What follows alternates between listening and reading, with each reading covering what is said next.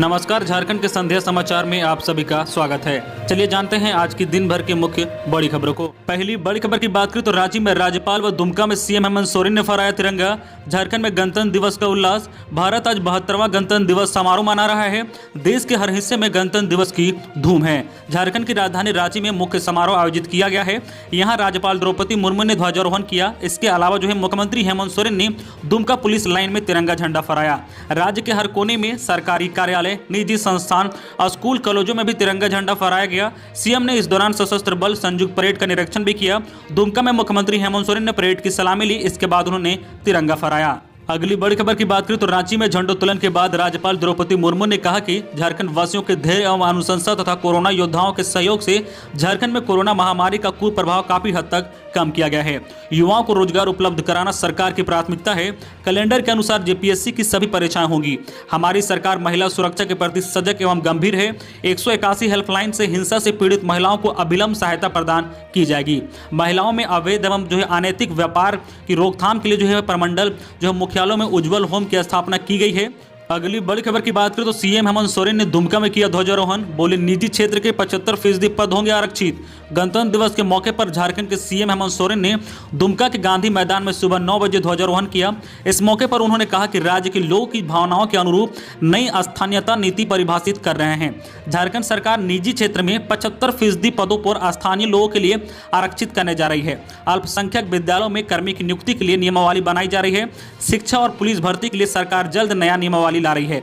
मुख्यमंत्री ने कहा कि सरकार ने इस वर्ष को नियुक्ति वर्ष घोषित किया है और इस दिशा में कार्रवाई प्रारंभ कर दी गई है। अगली बड़ी खबर की बात करें झारखंड मौसम विभाग से कि रांची, धनबाद व जमशेदपुर में गुलाबी ठंड के बीच मना गणतंत्र दिवस। आज से न्यूनतम तापमान में होगी बढ़ोतरी। झारखंड में मंगलवार को गुलाबी ठंड के बीच गणतंत्र दिवस मनाया गया। रांची व आसपास के इलाकों में सुबह से ही हल्का कोहरा देखने को मिला, मगर दिन चढ़ते ही कोहरा गायब हो गया। मौसम विभाग के मुताबिक न्यूनतम तापमान में बढ़ोतरी की संभावना है।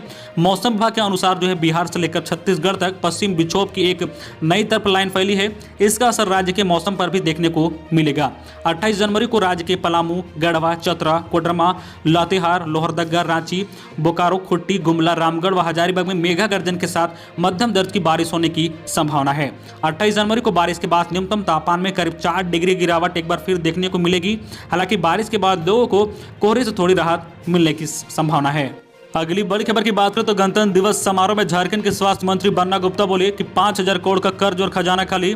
पूर्व सिंहभूम में जिला स्तरीय गणतंत्र दिवस समारोह जमशेदपुर के गोपाल मैदान में मनाया गया, जहां झारखंड के स्वास्थ्य व आपदा प्रबंधन मंत्री बन्ना गुप्ता ने ध्वजारोहण फहराया। अपने संबोधन में बन्ना गुप्ता ने कहा कि हम शासन करने नहीं, सेवा करना है।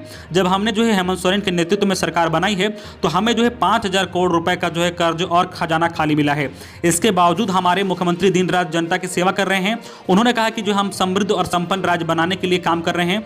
मुझे मुख्यमंत्री का रात 1 बजे फोन आता है। आप समझ सकते हैं कि जो मुख्यमंत्री रात के 1 बजे तक जागता है उस राज्य के लिए कितना चिंतित है।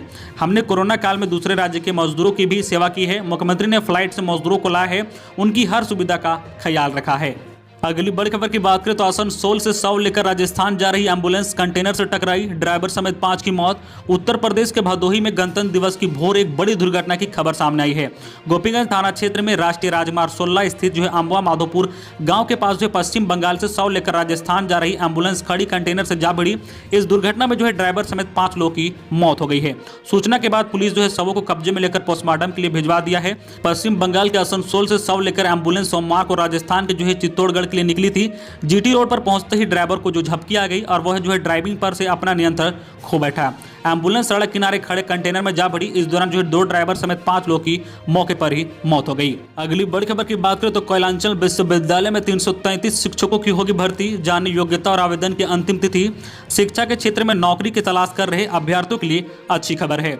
झारखंड के विनोद बिहारी महतो कोयलांचल विश्वविद्यालय में सहायक पुलिस की नियुक्ति के लिए नोटिफिकेशन जारी कर दिया गया है।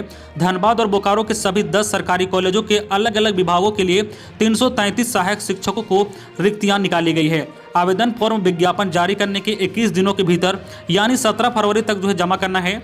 वैसे अभ्यर्थी इस पद के लिए 22 नवंबर 2011 और 23 जुलाई 2019 को जारी रिक्त के दौरान आवेदन दे चुके हैं, उन्हें दोबारा नए सिरे से आवेदन देने की जरूरत नहीं है। अभ्यर्थी BBMKU की वेबसाइट से आवेदन फॉर्म डाउनलोड कर सकते हैं। अगली बड़ी खबर की बात करें तो ट्रैक्टर परेड में बवाल, किसानों ने लाल किला पर खालसा का झंडा फहराया।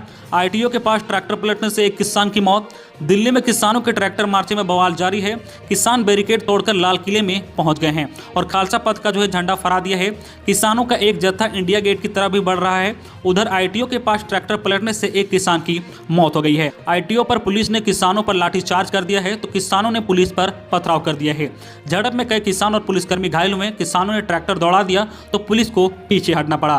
पुलिसकर्मी भागकर आसपास की इमारतों में घुस गए हैं। वहां से किसानों पर आंसू गैस छोड़े गए हैं।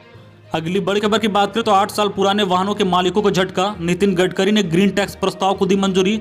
जाने कितना लगेगा चार्ज। केंद्र सरकार प्रदूषण के मद्देनजर पुराने वाहनों पर ग्रीन टैक्स लगाने की तैयारी कर रहा है। इसी कड़ी में केंद्रीय सड़क परिवहन व राजमार्ग मंत्री नितिन गडकरी ने प्रदूषण फैलाने वाले पुराने वाहनों पर ग्रीन टैक्स के तौर पर शुल्क लगाने का प्रस्ताव को मंजूरी दे दी है। अब इस प्रस्ताव को विचार विमर्श के लिए राज्यों को भेजा जाएगा। राज्य से हरी झंडी मिलने के बाद इस टैक्स को अधिसूचना कर दिया जाएगा। सड़क परिवहन व राजमार्ग मंत्रालय के मुताबिक 8 साल से पुराने वाहनों पर फिटनेस सर्टिफिकेट के नवीनीकरण के समय रोड टैक्स का 25% तक ग्रीन टैक्स वसूला जा सकता है। अगली बड़ी खबर की बात करें तो जामताड़ा में सांड ने बचाया कोहराम। वृद्ध की जान लेने के बाद जाल में फंसने पर तोड़ा दम। साइबर अपराधियों के गढ़ के रूप में कुख्यात जामताड़ा एक सांड के आतंक से सहम गया था। उनादी सांड पिछले कई दिनों से आतंक मचा रखा था। जिधर जाता उधर हमला बोल देता। सोमवार को तो उसने हद कर दी। जामताड़ा सदर प्रखंड के सोनाबादा गांव में जोरदार हमला किया। उसके हमले से एक वृद्ध महिला की मौत हो गई। वही 11 लोग गंभीर रूप से जख्मी हो गए। बाद में सांड की भी मौत हो गई। इसके बाद जामताड़ा के लोगों ने राहत की सांस ली। सुबह 70 वर्षीय वृद्ध बेला दत्ता अपने घर के बाहर मुंह धो रही थी, जबकि सुभाष नाग शौच के लिए तालाब की ओर गए थे। तभी सांड आया और वृद्ध पर हमला कर दिया। वह बुरी तरह से जख्मी हो गई। उनको बचाने आए मिहिर दा को भी सांड ने हमला कर जख्मी कर दिया। एक कर सांड ने 11 ग्रामीणों को हमला कर दिया। सभी को सदर अस्पताल पहुंचा गया है, जहां इलाज के दौरान वृद्ध की मौत हो गई है।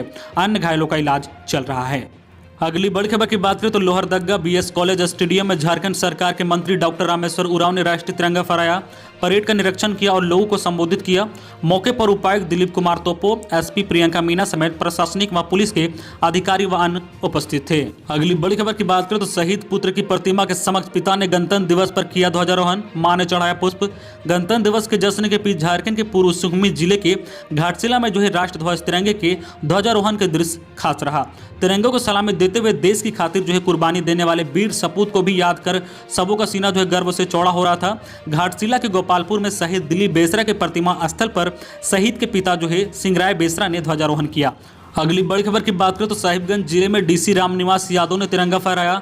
गढ़वा गोविंद उच्च विद्यालय के मैदान में पेयजल एवं स्वच्छता मंत्री मिथिलेश कुमार ठाकुर ने झंडारोहण किया। इस दौरान उन्होंने परेड का निरीक्षण किया तथा विभिन्न विभागों द्वारा निकाली गई झांकी का भी निरीक्षण किया। तो ये थी आज की झारखंड की टॉप बड़ी खबरें। इसी तरह झारखंड की हर छोटी बड़ी खबर देखने के लिए आप हमारे चैनल न्यू झारखंड चैनल को सब्सक्राइब करके बेल आइकन प्रेस कर दीजिए, जिससे आपको झारखंड की हर छोटी बड़ी खबर का अपडेट आप तक पहुंचता रहे। तो आज के लिए बस इतना ही। हमें दीजिए इजाजत, फिर मिलते हैं नेक्स्ट न्यूज में।